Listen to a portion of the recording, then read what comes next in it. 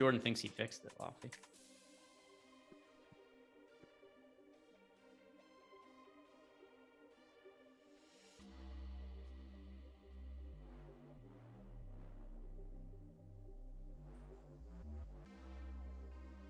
All right, there we go. Why did you talk like that? What was that, Jordan? Hey, good morning. YouTube issues, not me issues. Also, we were getting projections updated and everything to make sure that we're actually, getting you guys the best information and data that we can early in the week. Of course, with this show, the single lineup sim show, we're building out lineups. Things are going to change throughout the week. Everything's in flux. That's just the way it is. But happy to have you guys with us. Welcome to the Stokastic.com NFL strategy show. Single lineup Sims lineup building edition. I'm Dave Loughran. That's Greg Ehrenberg. Hey, I love what you're doing with the bankroll building thing. I'm pulling for you too.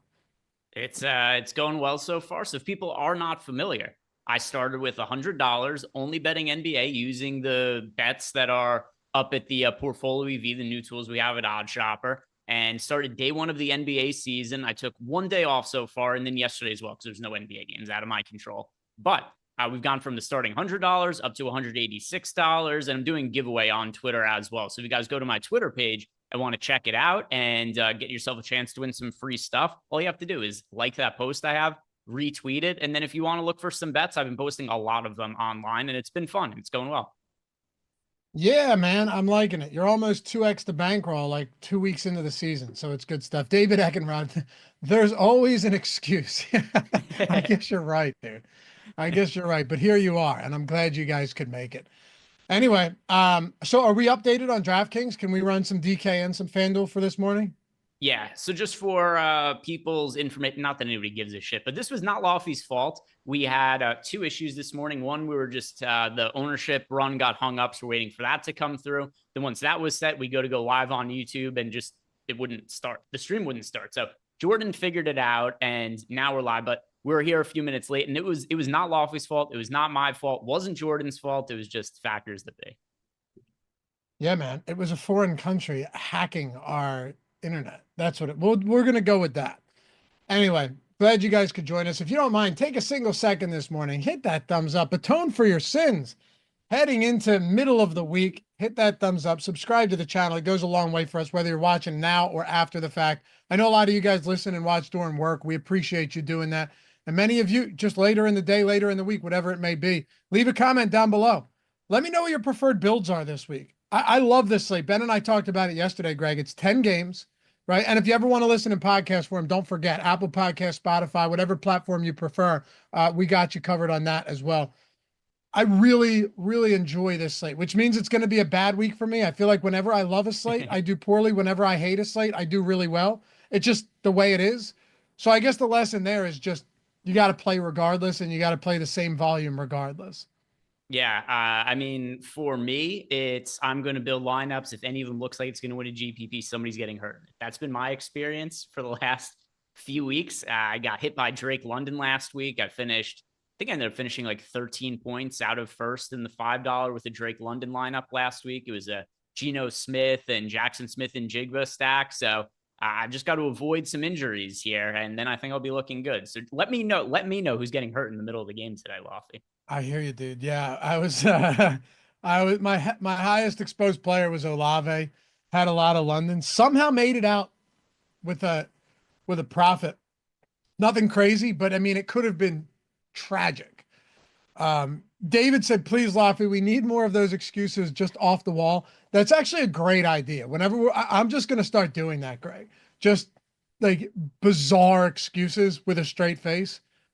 Yeah, people won't remember me saying this. So like people that aren't watching this, that never see the, once that happens going forward, we'll just be completely serious about it. Yeah. Just come in, just be like, hey guys, sorry, I'm 3 minutes late. My daughter got leprosy this morning. And then just like carry on with the show. All right. Well, I don't know why you went there. I mean, it could have been a million other things, but you go to my own daughter getting leprosy. All right. Great way to start the show. Let's dive into it and start it off with DraftKings. Then we will go to FanDuel. We'll build a few lineups out here. see where we're at. We'll sim them. The single lineup sim gives us instant feedback on these. It's very exciting stuff. And we do everything we can to build the best lineups out. If at the very least, look, it's Wednesday. These aren't the lineups you're going to have for Sunday because things will change, but it gives you an idea of what's feasible or not. And what I mean, Greg, is like last week, right? Saquon Barkley, I was looking at the power sweep, the 150K to first, or 150K, 100, whatever it is. I think 100. And I looked at it with Ben yesterday. Barkley had a huge game. He had like 36, 37 fantasy points on DraftKings, but he wasn't in any of the top 3 lineups. So as I was making lineups with the single lineup builder, hand building these, getting the feedback and running them through the sims and running the actual pre-contest sims, I didn't boost Barkley in that spot because I was like, I'm not getting any of him. I'm not getting any of him. And it turned out that as good and incredible as he was, you didn't actually need him. So I think even midway through the week on a Wednesday, that's the type of stuff we can really learn from these type of, processes going into Sunday. Yeah, and another part of it, at least for Sunday, it would have been one if Barkley had a big game and other running backs didn't have big games, it would have been different. Like I think he was in the Millie making winning lineup where that's typically going to be like close to whatever the optimal lineup is for the week. But there were so many good running backs that scored a lot of fantasy points for cheap, like most notably Chase Brown. He was the chalk on the slate last week, but if he ran stuff through our sims, he would show up as the most under-owned player on the entire slate, despite being mid 30%. I forget what the number was, like 30% owned or whatever. But because you had guys like Chase Brown had a really big game, Austin Eckler was solid. I don't even remember some of the other players for Sunday, but Chase Brown was the big one. Barkley, obviously you played him, you were really happy. But if you didn't play him, if you played like the Chase Brown type guys at running back, like you didn't play Chase Brown and be like, shit, I didn't play Saquon Barkley. There was a lot of good running back options. Exactly. I'm not saying Barkley hurt you. Like you said, he was in some winning lineups. What I'm saying is you didn't actually need him to win in a lot of those single entry lineups either, because Kamara was another one. He was expensive, but who was it? Zach Moss. Who was the other cheap running back? Eckler ended up being like 17 wasn't crazy. But wasn't there one more cheaper, like less expensive running back in the 6K range that popped off? HN? Yeah. HN was probably the reason I didn't have a bad week. I hope to not have one this week. So let's do it, man. I started last week with a stack. You tell me where you want to go. And please, Greg, don't do Patrick Mahomes on me again. So it actually would have worked out on Monday. It was the best game he's had in like 2 calendar years. I think it helps that, it could be a talking point for later, but DeAndre Hopkins looked good. DeAndre Hopkins hasn't looked that good in a very long time, and it's hard to know, and also not going to be making a Chiefs stack here, but it was hard to know how much DeAndre Hopkins had left in the tank, because if Will Levis is your quarterback, like what the hell does it matter where you're doing a wide receiver? He could be tightly covered, he could be wide open, he's not finding you anyway. It turns out DeAndre Hopkins still has a lot left in the tank, and when he has Patrick Mahomes as his quarterback, it makes a hell of a big of a difference. So it seems like DeAndre Hopkins is still one of the better wide receivers that we have in the league, and he's definitely someone I'm going to like for GPPs. But where I want to start for this particular slate, Lofty, that I think would be an interesting game to stack, I like the Buccaneers 49ers game. There's some ownership going to Brock Purdy. He's right around 10% owned. Baker Mayfield, the much lesser owned of the two, around 5% ownership. And Baker Mayfield's having a really, really fantastic season. And even without Mike Evans and Chris Godwin, he still looked really good against the Chiefs last week. I'll say this as well. If the Buccaneers go for 2 at the end of that game, I think they're somewhat likely to win. I think they more likely win that game than lose if they went for 2 at the end of regulation instead of played for overtime. I think so too. They had to go for 2. And I like Todd Bowles. I'm a fan of Bowles, but like credit Liam Cohen and Todd Bowles for doing what they did. Like that was a super competitive game. All they had was Cade Otton, but they should have gone for 2. You can't play for the tie when Patrick Mahomes and Andy Reid are on the other side. And I couldn't agree more. DeAndre Hopkins, man, that dude still looks awesome. And I love it because I'm a huge Hopkins fan. I wish it wasn't with Kansas City, but I love the guy. All right, so what did you decide on? Yeah, so I want to go. One other thing, too, about DeAndre Hopkins before we go. Do you know what Hopkins' price is this weekend? Was he like 6K? He's 5,300 on DK. 53, that's right. Yeah, I looked yesterday and I forgot. Yeah, 5,300. So against Surtain, tough spot. That's where I think he's important when it comes, because $5,300, it is hard to ignore DeAndre Hopkins this week against Denver Broncos. He's going to be wide receiver I like. But I want to start by looking at that 49ers Buccaneers game and making a Baker Mayfield stack. The wide receivers there are still extremely cheap, and Baker Mayfield looks like he's going to individually play well, regardless of who it is, as his pass catchers. And this is also a game script where he's going to have to throw the football. Okay. All right. Let's try it. The problem, though, is like, yeah, his receivers are cheap, but they're also bad. Where are we going to extract any value from outside of Cade Otton? Yeah, so you go Cade Otton, run backs as well. I like Ricky Pearsall on the other side of the game as a run back. He's also fairly cheap. And then we could start looking at some of the targets and the routes that were run by the cheap Buccaneers wide receivers last week. I know somebody who is a little bit of a disappointment for primetime, but he did come alive later in the game, is Trey Palmer. And I think that could carry over to this week where they might go like, hey, we should probably get the ball to Trey Palmer a little bit more. But there are a number of ways that we could go with the Tampa Bay pass catchers. Cade Otton stands out the most, but I mean, there's also Trey Palmer. Ryan Miller caught a touchdown. So there's ways that I think that you can make good stacks here. Okay. Lee Price, Surtain let Flowers go off. It doesn't matter when you have a QB like Mahomes or Lamar, they can buy time to get open. No, you're 100% right. But also it's an objectively worse matchup than the Bucs is all I'm saying. Yeah. All right. So then you have to play Otton here. You can't stack Baker without Otton. It's just, to me, it makes no sense. I like Baker. I like Cade Otton. Wide receiver, there's so many cheap ways to go. I feel the best overall about Trey Palmer, and he's also projected for pretty low ownership. And I was really surprised with Trey Palmer's lack of involvement in the first half of the game against the Kansas City Chiefs. But that really changed down the stretch of the game. And that's kind of what I was alluding to before, is I think that's going to have a carryover to this week, where if you consider that Trey Palmer got, I think he had 3 targets or something on the final drive the Buccaneers had after he was mostly uninvolved for the rest of the game.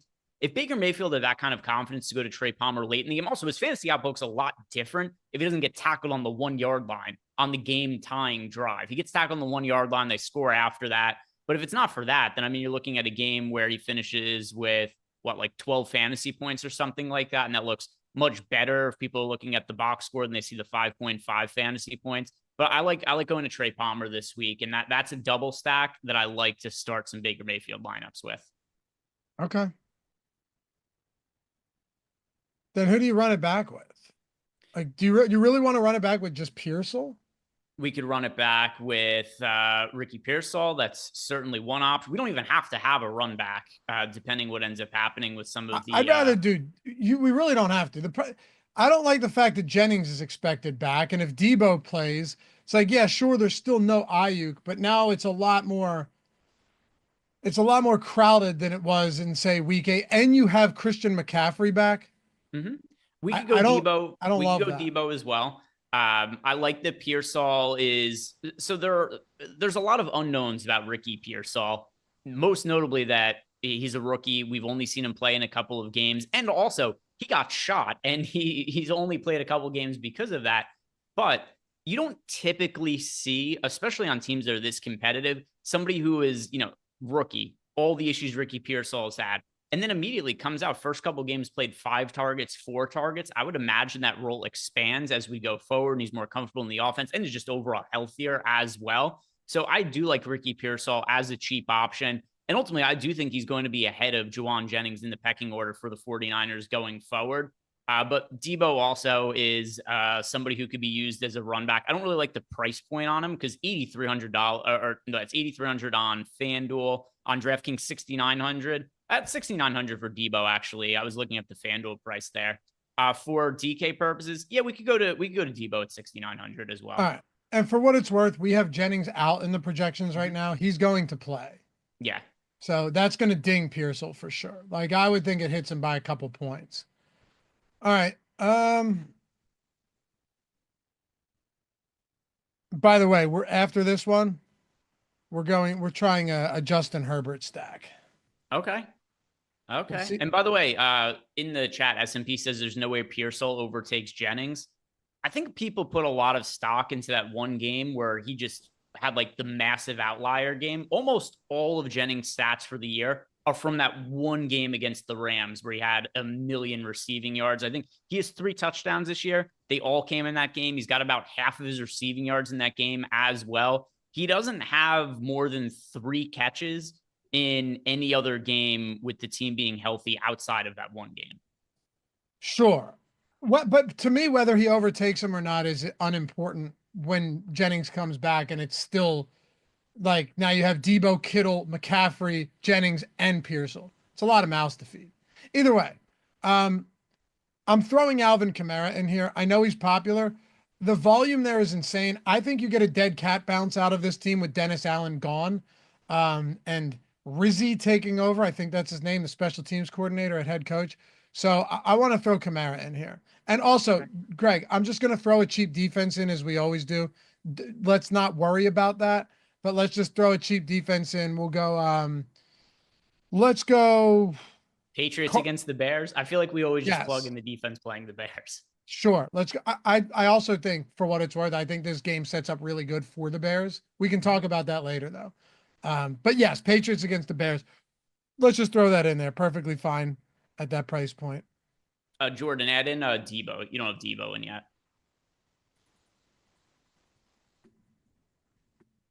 All right. Who do you want to go with? I threw Kamara in. All right. So other potential cheaper options to be going to at running back. Has there been an update on Brian Robinson? Not yet. We'll know more today. If he doesn't play, I like Austin Eckler for cheap again at $5,800. Currently not projected for that much ownership. That would change if Robinson's ruled out. But what do we have for average salary remaining there, Jordan? 55? Yeah, 55.33. Okay. 55. So we don't want to go too expensive at the running back spot. So I guess our options, we want to go cheaper. We could go Austin Eckler with the hopes that Brian Robinson doesn't end up playing. We could look at James Conner. We could look at Aaron Jones going up against the Jaguars. I know he's the one who projects the best. So maybe we plug in Aaron Jones. Good match for him against the Jaguars. And he's somebody who the Vikings have continued to lean on in Aaron Jones as long as he's been healthy. Just from a projection standpoint, I guess go Aaron Jones over Eckler for now, just because that'll come out with a better sim ROI. With you. Let's do Aaron Jones. Also, if we didn't have the Patriots defense, for what it's worth, I love DeAndre Swift this week against the Patriots. Agreed. Really good spot. I'll tell you why, by the way, because we like to do this show and provide info while we build lineups. The one thing I like about this is when you look at how this matchup breaks down for the Bears, they can get away with their style of play, because where they really struggle is on the ground for their run defense. Drake May's a rookie coming into this spot. Chicago's secondary is good, but the run defense stinks. The difference there, though, is that the Patriots can't run block for shit. Like, look at Ramondre Stevenson. Had it not been for those touchdowns lately, his efficiency, his numbers are terrible. Him and Antonio Gibson are both bottom 5 in yards before contact per attempt this year. So I think what you can do, given how much Caleb Williams has struggled lately, and now, of course, this is banking on the Bears coaching staff to make the right decisions, which, far be it for me to say that's going to happen. But I would think you just why would you not lean heavily on Swift in this game? So next lineup, we'll try one with Swift. I'm with you on Jones. We have about 5,000 remaining for wide receiver and flex. Okay, that's not bad. So probably going to want to go one more cheaper wide receiver.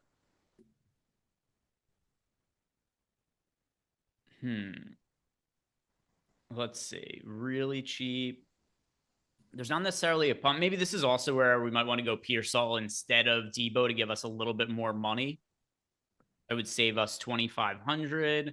But if we're going to look, I wonder also, how many tight ends look good on the slate?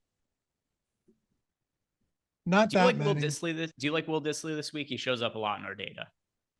I don't hate Dissly. I'm also intrigued by George Kittle if you wanted to put him in flex and get rid of Debo, but Like George Kittle at 5,800. That's always intriguing. Try the double tight end. Yeah, because I'm saying you could go Disley in the flex spot, and that would give you a lot of salary savings, which this would change if like more concrete value opens up later. But at least as of right now, this looks like not a terrible double tight end slate. So if you plugged in Disley, then we'd have money to spend up for another wide receiver, because I don't really have another punt wide out that I really want to put into this lineup. Okay. Hayden Hurst was back last week, but only played 14% of snaps. Yeah. Let's see. Always subject to change later on in the week, but then that gives us. I'm not opposed to it. What at wide receiver there, Jordan? 65 or something? 68. Okay. I'm not opposed to that. Yeah, and then we could go for 68. If he plays, we've got Drake London. Make ourselves a mini game stack. Drake London and Alvin Kamara. Yeah, that's fine. Also, I like George Pickens here, projected for a little bit less, but also a lot less ownership. So if you wanted to go Pickens there, I have no problem with that either. All right, so you got a Baker stack with the Debo run back. Let's see, Jordan, run a large contest. Go London. A little bit more correlation. You get London. Yeah, go London. 25% to first, large field.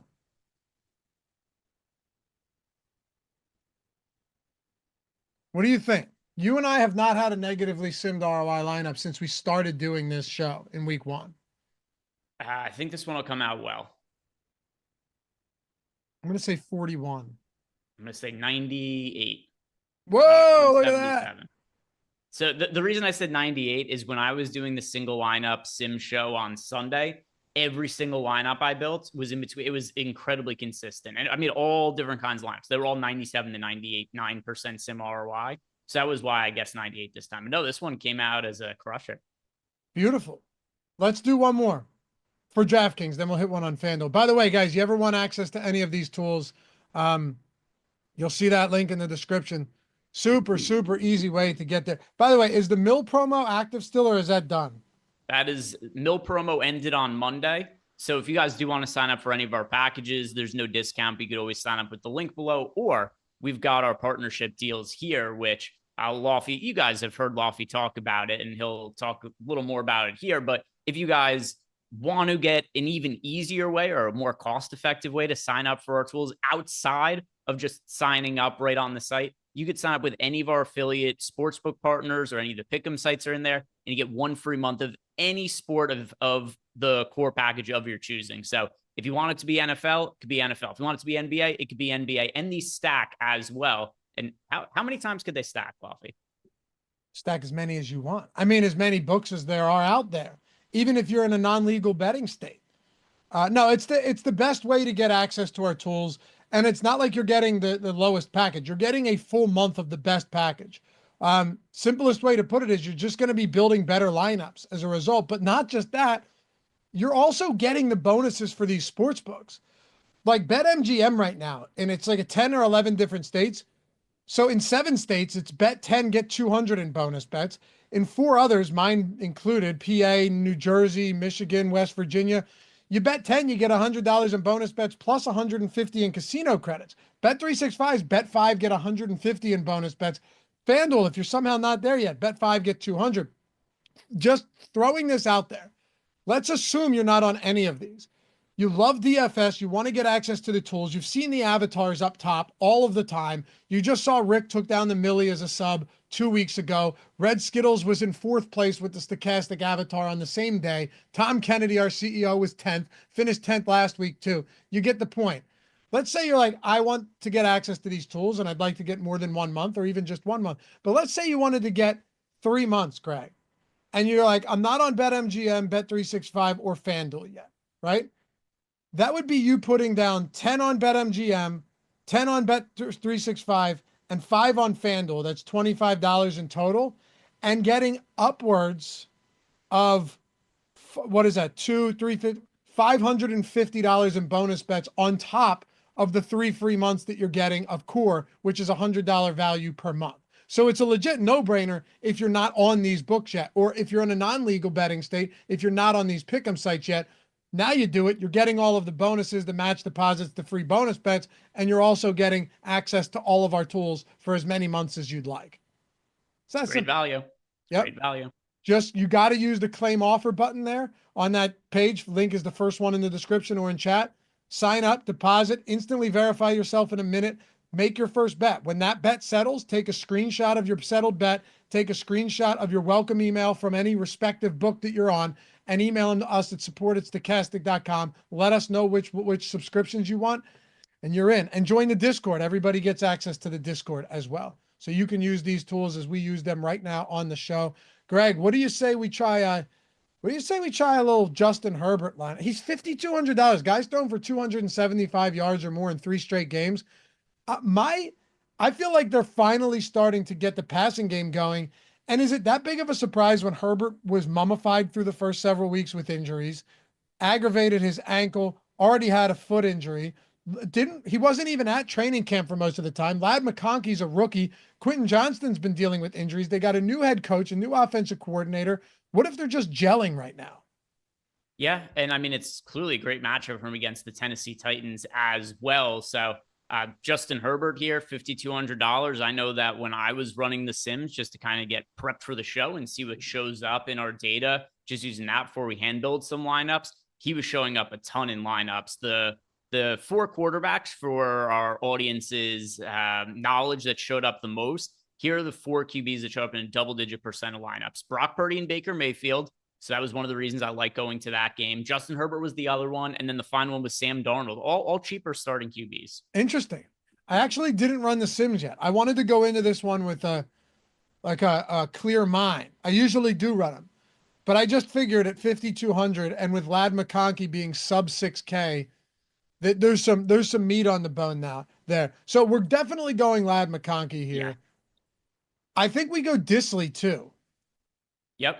That's cheap. Right? We could go to Disley. I don't really know who else I would want to play from the Chargers as of right now. I mean, I guess some people are probably going to want to go to Quentin Johnston, considering that he has been a high upside GPP play at times this year. But the ones that I feel best about are definitely McConkey and Disley right now. I truly do not hate Quentin Johnston at all, and he leads the team in red zone targets. The only thing is you're going to have to boost him. Like if you want Quentin Johnston this week, just based on kind of target share and everything, you're going to have to boost him. Let's go Herbert, McConkey, and Disley. Do you want to run back here? I don't think you have to, but I do. I don't hate Calvin Ridley. I like Tony Pollard as well. I think it would, if we're doing it, I think it'd probably be Tony Pollard as the guy here. But I don't think we have to run back at all. Yeah, I don't really love any of the run backs. Ridley, I mean, you can make a case for. There's just other wide receivers that I'd prefer. He's not super cheap anymore either. My preference would be no run backs for these guys. I agree. Price Production, thanks for the $20 super chat, brother. Said, considering a switch from the current Sims I use to Stokastic, anything I can do to shorten the learning curve? Yeah, Greg, maybe you could tell him about that because there's a lot. Yeah. So first off, if you're not making any adjustments to our tools, I know they could seem complicated, but it's actually, it could be super, super simple to use. Like it could really be as easy as, and this is how a lot of people use it, including some of the people who've had big wins as of late. You could really just press generate lineups, sim lineups, upload them, make 0 adjustments, and it would be super, super simple to use. But if you did want to do more than that and you want to learn in an easy way, I have tutorial videos up on YouTube, and I don't know, what's the length off the top of my head, like 15, 16 minutes or something like that. They're great tutorials. And it's going to cover pretty much all the basics of how to use the tools. If you have additional questions, you can hit me up in Discord. It's one of the perks of being a Stokastic sub. Discord comes with all of our packages. But yeah, Price Productions, it's really not complicated tools at all. Just watch the tutorial video. Even I'd say this, watch the tutorial video before you even sign up, or watch the Sim strategy show that Lofty and I do on Fridays, just to get an idea of what everything looks like. But yeah, the easiest way to shorten the learning curve is just watch like that 15-minute video. I had never used Sims before we released them at the beginning of last year. I told you, I was like, yo, I just watched your tutorial with Steve twice in a row because I just wanted to drill down on everything. And like you said, I wanted to go into it having a little bit of confidence, knowing what I was doing. The learning curve is not that steep at all. Yeah, and then also once you play around with it, it is pretty intuitive and you just figure it out. So I definitely, I wouldn't sign up like 10 minutes before a slate is about to No. start and try to learn it right then. But if you were to watch the tutorial video, sign up, and then just play around with it and build some lineups, you get the hang of it very, very quickly. All right, so I want to throw DeAndre Swift, and I just threw the Bears defense in there. I kind of love that correlation this week. Mhm. Bears defense projects really well. Swift projects nicely, but he is chalky. So help me out here, Greg. How do we sim a nice large field contest here with running back, wide receiver, flex remaining, 6,600 still remaining per player? What can we do to get a little bit different here to make sure this is a nice lineup? Because so far, I do like the build. I don't want to be too chalky, though. All right. Yeah. Because I mean, we do currently have Herbert projected for the most ownership of any QB on the slate. And then also Lad McConkey, not like crazy popular, pulling some ownership. Yeah, Jordan, just plug in DeAndre Swift in the Bears defense. Yeah. Yeah. And then to Lofty's point, we got DeAndre Swift right now projected for 25% ownership. So now I think we could do a couple of things. We could look at either a running back who's not pulling a ton of ownership to plug in. We could look at a wide receiver to plug in that isn't pulling a ton of ownership. And let's see, where's a good, also, I want to see what's the salary of 65. Yeah, we have a lot, 66 essentially remaining. All right. Is there, all right, here's a running back that is not pulling a massive amount of ownership, but also somebody who has been really impressive as of late. And I think he's going to keep getting run into the ground in the short term. Kareem Hunt is $6,600 against Denver. It's not the best matchup on paper, but he gets so much workload in this Kansas City offense. And I think now they're just cool letting him be the guy until Pacheco comes back. And they're not worried about the long-term health of Hunt anyway, because he's not going to be the guy in the playoffs for them once Pacheco's back in the mix. So Kareem Hunt at $6,600 pulling single-digit ownership. He's not my favorite running back play on the slate, but if we're talking about under 10% owned running backs, the ones I like the most right now are Kareem Hunt and Austin Eckler if Robinson was to not play. Okay, let's try it. Craziest 100-yard game. It felt like he had 50, but he had 108 or whatever it was. Like he just kept grinding out yards. It was nuts. And like you said, they're very willing to give him the football. No issues there. Of course, looking at running back, the other spots where Kamara looks very good. Bijan looks good, popular, but looks good. Breece Hall, once again, projecting well. There is one other guy I really like. I probably give a boost, and we won't play him in this lineup, though, Greg. I really like Jonathan Taylor this week. I think this could be a seriously sneaky spot for Taylor, where he comes in with like half the ownership of guys like Kamara, Robinson, and Brees. Yeah, certainly a possibility. And then, yeah, just because you had mentioned it on Kareem Hunt about it being a quiet 100-yard game. Yeah, it was because he wasn't actually good. They just gave him the ball so many times that it didn't matter. He had 27 carries. It was his fourth consecutive game with at least 21 carries.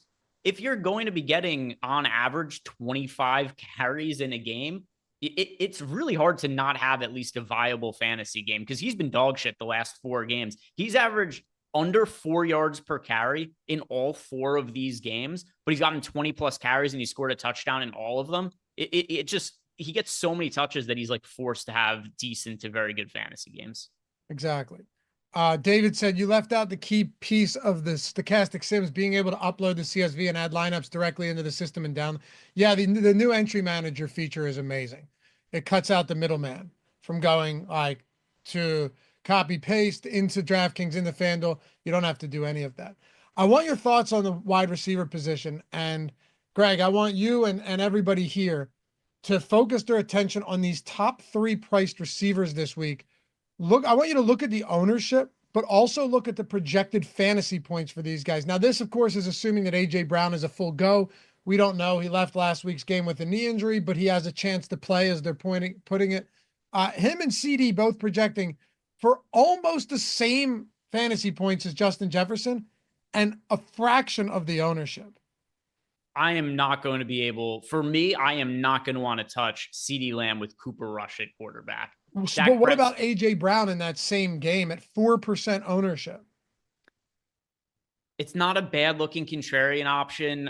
My gut feeling, especially with Dak out, is that the Eagles aren't going to want to push the envelope with AJ Brown, and that he's more likely to. It's the Eagles Cowboys, Greg. Yeah, Oh, yeah, wait, you're that's right. saying you don't think he even plays? Yeah, I'm saying with AJ Brown, there's no need to push the envelope because of Dak Prescott not playing. Like, it's a game that the Eagles should be able to win comfortably. So with that being also CeeDee Lamb's banged up. He's dealing with a shoulder issue. Yep. So if you have this scenario, which it seems it's going to be, I mean, we know it's going to be the case where there's going to be no Dak Prescott, even potentially for the rest of the season for the Cowboys, because they keep losing. What's the reason to bring him back later on in the year?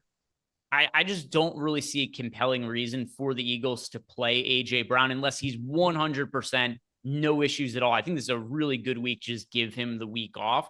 So my gut feeling is that he doesn't end up playing. And I just don't want to be playing CeeDee Lamb on the other side of the game either because of the quarterback situation there. So what I'm getting at is if I had to pay up for one wide receiver, the guy I'm most inclined to go to would be Justin Jefferson. Okay. All right. I will say, though, that this is an Eagles Cowboys game in Dallas. Mm-hmm. Those carry some real weight with the Eagles. But we'll see. We'll see. I'm fine with Jefferson, though. Obviously. What a great spot against Jacksonville. Plus, that Kareem Hunt spot looks decent as well. That gives us 5,500 per player remaining. Is there value at wide receiver right now? Can we find value at wide receiver? One other thing I'll add about Justin Jefferson while we look at some cheap wide receivers is before you had asked me what are some things we could do to make this lineup different, it's not to say that Justin Jefferson is contrarian. He's not chalky, but he's not contrarian either. We got him pulling 14% ownership. Who is chalky, though, is Aaron Jones. We've currently got Aaron Jones as one of the most popular running backs on the slate in this matchup against Jacksonville. So I do think there's leverage in playing Justin Jefferson, and you're just hoping he's the guy who scores the touchdowns instead of Aaron Jones. You know, I talked about it yesterday. I really thought it would be the other way around. I thought it would be Jefferson being the chalkiest and Aaron Jones not getting as much ownership. But it appears, at least today on a Wednesday morning, that that I was far off that one. Missed the mark there. We'll see. It could end up flipping the other way by Sunday. Do you think we go to like a Ray McLeod or a Trey Palmer down here? I think we could. Yeah. And then it opens up a lot. Yeah, I liked Palmer when we did the other lineup. I like Palmer even outside of Baker Mayfield stacks. I think that he's a viable, cheap option. So yeah, I don't have an issue with him at 4K. Let's just see how this sims. If we go Palmer, and then it gives us 6,900 in the flex. That is a sweet spot right there. Pollard, Pickens, Aaron Jones, Drake London. What if you went Aaron Jones with Justin Jefferson? I wouldn't really want to do it in this particular line. It's you need a really big scoring game for Minnesota. And with the price tags on those guys, it's kind of hard for me to justify it in a hand-built lineup that doesn't have Sam Darnold. Okay. Do you think it would sim positively? Yeah, probably. Assuming everything else was good, which this lineup does look good right now. Yeah, I'm sure it would. It just wouldn't be my preference for how I would build a lineup. I think I'm always a little bit more willing to do that than you are, because like on a team like this, you might see 4 targets for Hawkinson, you might see 3 for Addison in this game and 2 for Jalen Naylor. Always possible that it's the 11 target Jefferson game and the 20 plus touch Aaron Jones game against the terrible Jacksonville team. But I'm okay getting away from that. Where do you want to go, though? Do we go back to Drake London here? Do we go to George Pickens? Yeah, let's see. So we've got James Conner. I like that spot for Conner quite a bit against the Jets as well. How much salary do we have there, Jordan, for we the have flex? 6,900 for our 69. Okay. So we could go to Debo, we could go to Drake London. I like Drake London the best. Plug it in, see what happens. Yeah. And then for people to say what happens if he doesn't play, well, if he doesn't play, you don't play him. Easy enough. That's true.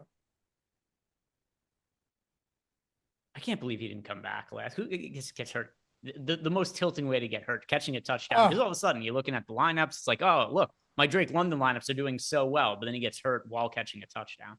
And then he was just on the bike. Yeah. Just hanging out on the bike. Yeah, that was tough, man. Jordan, one more thing before we build a FanDuel lineup.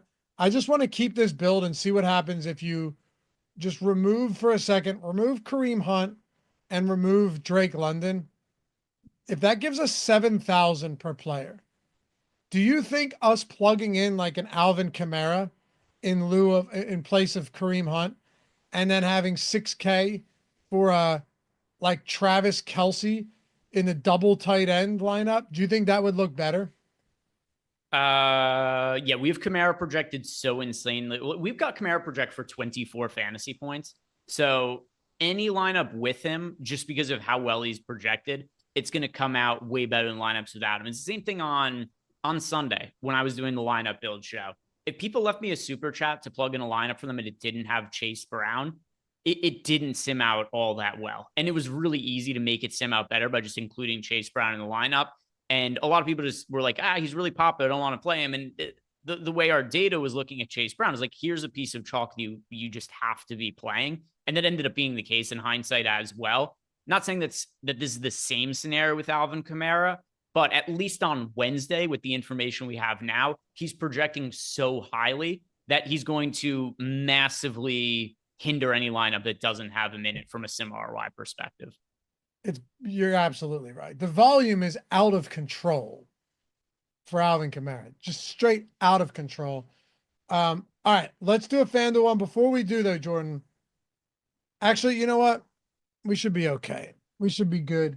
I was thinking like Alvin Kamara, DeAndre Swift, Jefferson, Palmer, Disley.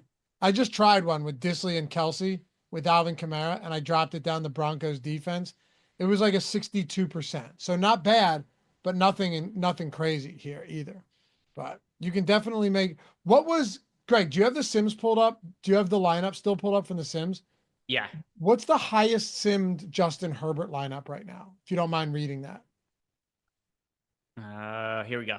All right. So this one had a 255.3 sim ROI. It is a Justin Herbert double stack, Disley, and it's actually really similar to this lineup.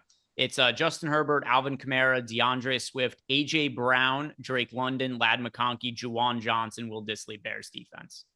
Oh my God, we almost built it with if we went AJ Brown there and Juwan. Okay. And by the way, somebody in chat, I think was it Einsteinium, had actually said try putting Juwan Jennings in Johnson at tight end and go cheap. So like yeah, we potentially could have built that lineup. Okay. Wow. We have Juwan Johnson projected really high. That's what Einsteinium's getting at. Yeah. And that's got to come down. I don't hate him as a player or anything like that either. I mean, no Chris Olave, Derek Carr is back at quarterback this week, which no Khalil Shakir either. Yeah. So sorry, Rashid Shaheed. Yeah. I mean, you just try to figure out where the ball is going to be thrown. And like as far as the wide receivers, like I guess maybe like Mason Tipton or something.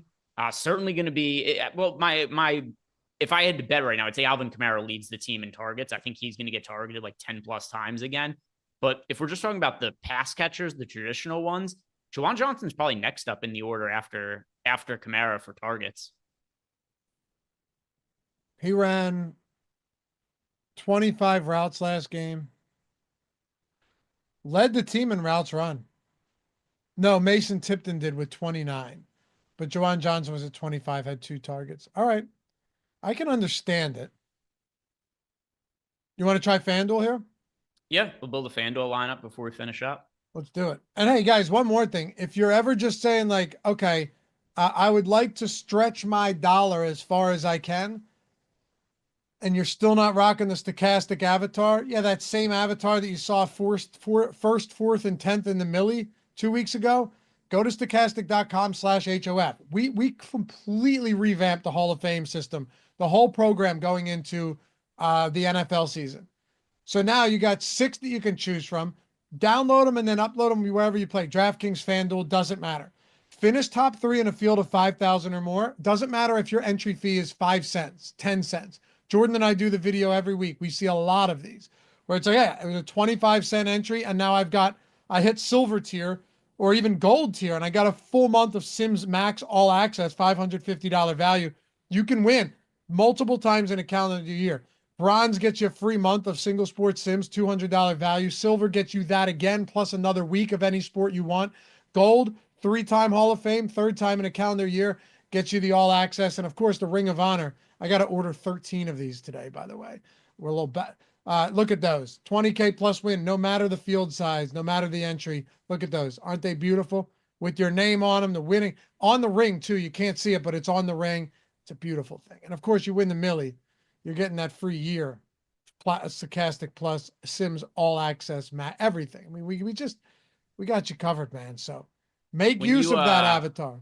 When you get a picture, or when it comes in the Millie ring, you got to take a picture and post it. Oh, definitely. Well, I'm gonna have Rick do it because I'm sending it straight to him. Okay. But we'll have Rick take a good one for sure. Anyway, yeah, check it out. Let's try FanDuel. What do you think the best build on FanDuel is right now?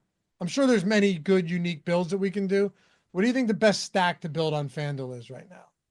All right, so let's pull up FanDuel now, and let's see some of the. I'm trying to see if there's like a really good spot for the primetime game that we couldn't on draft, because that's usually what I like to do on FanDuel, because you just can't make those lineups on DraftKings, and usually it's good games. But we didn't make a Sam Darnold lineup, and we talked about him being one of the guys that was in the grouping of top. Oh yeah, QBs. let's do that. And it does look like a lot of the top options on DraftKings are the top options on FanDuel. So I go Sam Darnold, $7,800 against the Jaguars. Yeah, I like Darnold. Also, 6% ownership, so some, but like not crazy popular either. I love it. Let's do it. We're clearly throwing Jefferson in there. Yeah. My question to you is not whether or not we go with a double here, but it's, do we want to go Darnold, Jefferson, and Jones, which I actually think is totally viable, or do we want to go with maybe Hawkinson? Because I actually think Hawkinson's a reasonable play too. Just a matter of that price point being a little bit prohibitive. Yeah, I don't have an issue. Aaron Jones, Justin Jefferson, and Sam Darnold being together all in the same lineup. And let's do that. Yeah, I think it's also a build that isn't going to be crazy popular. So you got Aaron Jones individually is going to be popular.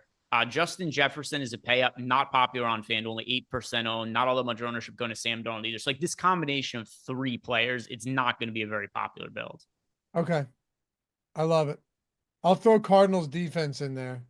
Okay. Yeah, Cardinals are 3,700 on FanDuel. So yeah, pretty cheap there. Where do you want to work next on this? Do you want to run back?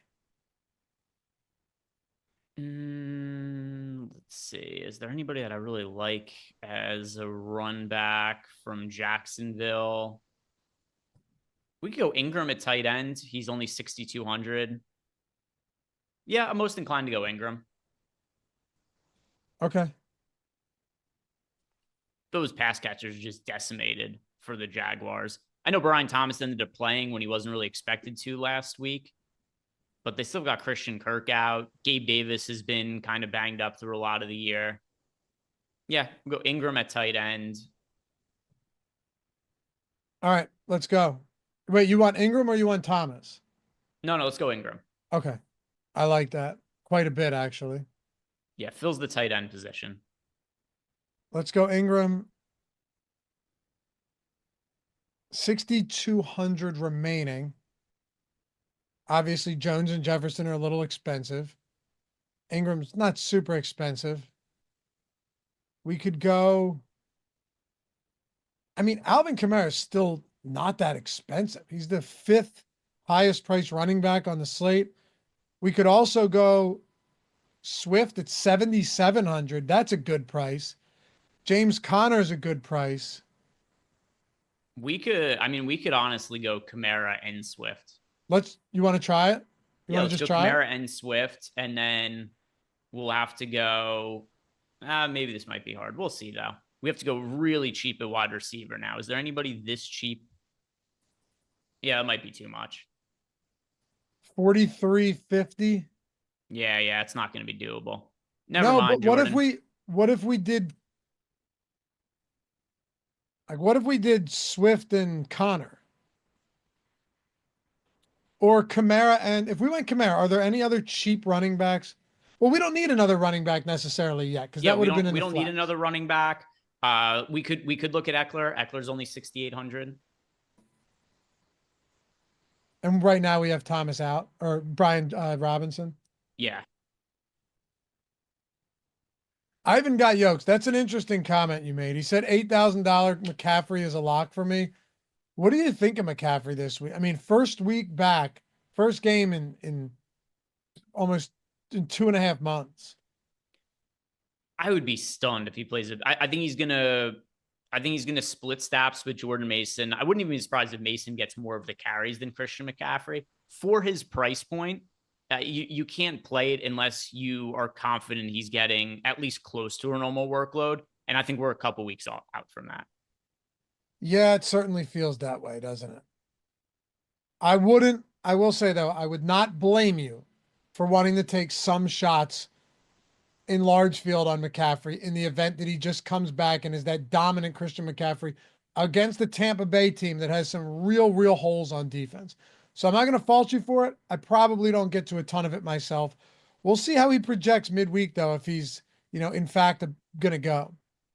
I also get concerned. One other point on Christian McCaffrey. When they get down to the 1 yard line, why put the extra wear and tear on him coming back from injury? I think Mason's more likely to get the 1 yard carries in the goal line, those goal line touches. Well, I don't know about that. There just isn't to me, there just isn't a need in this matchup to put extra wear and tear on McCaffrey right off the IR. Where do you want to go at wide receiver? Like Calvin Ridley's down there. Calvin Ridley's very cheap on FanDuel, 5,800. Very cheap. No, take Swift out for now. Yeah, just take Swift out. We'll figure it out as we go. I think Calvin Ridley's price point just kind of begs us to play him here, Greg. He is 5,800.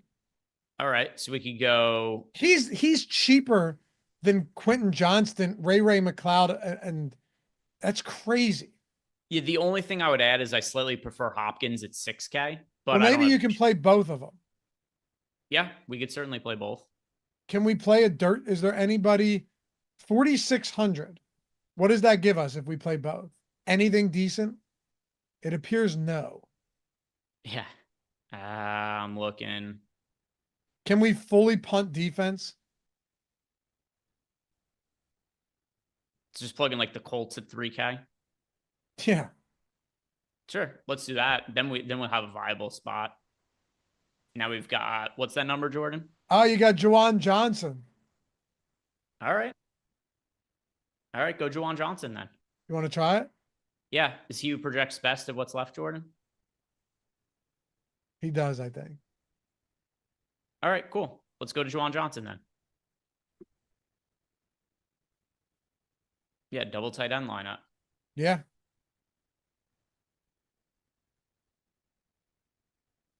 See how it comes out. So it actually is okay, not bad. It is relatively difficult though with the Darnold, Jones, and Jefferson lineup. Yeah, part of it also, it didn't help that we still went Kamara in the lineup. We paid up for Ingram as a run back as well. Yeah. So there's other ways we could have made this cheaper. Like we didn't have to go to Ingram as a run back. We could have gone like Will Dissly at tight end, or we could have just played Juwan Johnson at tight end and paid up for somebody else. Let's do this, Jordan. Put Juwan Johnson at a tight end instead of Ingram. I actually put Dissly in there at 4,900 and pulled out Juwan Johnson. Okay. Yeah, or go Dissly. And then play whoever projects the best, because there's going to be somebody who projects better than Evan Ingram now. Yeah, but we don't want Travis Etienne there. Unless you do, but I don't think we do. Yeah, I don't. But who's projecting the second best there? Ladd McConkey. And what's the projection difference between them? Isn't Cat? Okay, yeah, just go McConkey then. Wait, how much do we have left? Salary.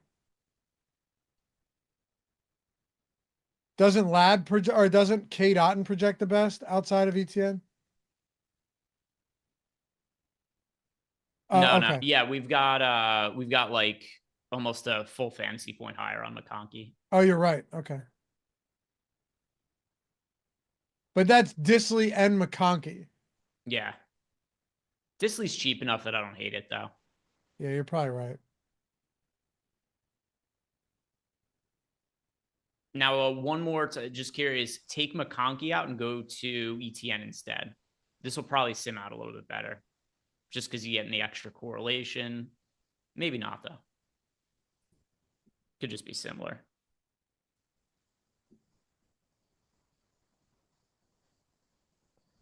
Yeah, I also wonder with throwing Disley in there, could you just like upgrade defense?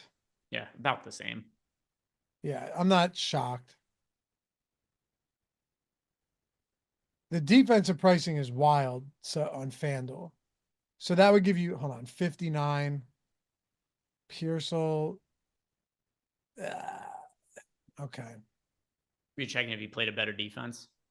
Yeah, I was saying like if I threw Cardinals back in there with Disley at tight end, if I were able to go, like throw a Ricky Pearsall in there and see what happens and see how it sims. So I'm running it right now. We'll see. Also, like I said, we have Jennings out. That was 65. So I wonder where we're going. There must be one spot here that's keeping us from getting to that monster number. That's kind of how it always is. Like we're missing something.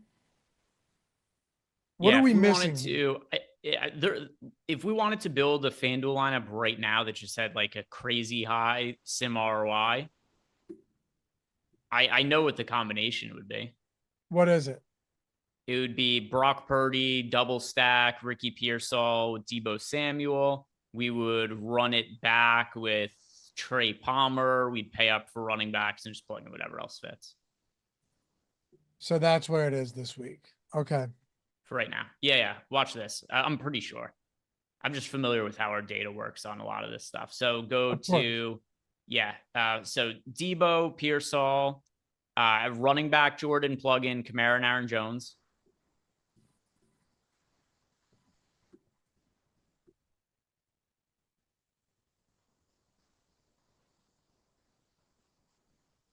Just go tight end and just go cheap and plug in Disley.